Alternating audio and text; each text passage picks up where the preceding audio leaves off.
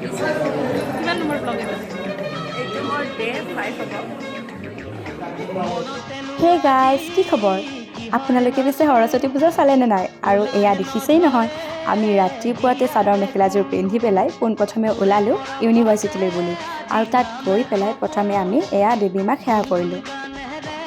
আৰু এয়া সেৱা কৰা হোৱাৰ পিছতে আমি লাগিলোঁ মেইন কামত, মানে ফটো উঠা।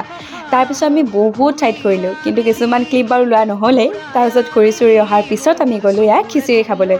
বিলাহীখন ইমানেই বেছি টেষ্টি হৈছিল নহয়, আচলতে মই বিলাহী খাই খুবেই বেছি ভাল পাওঁ।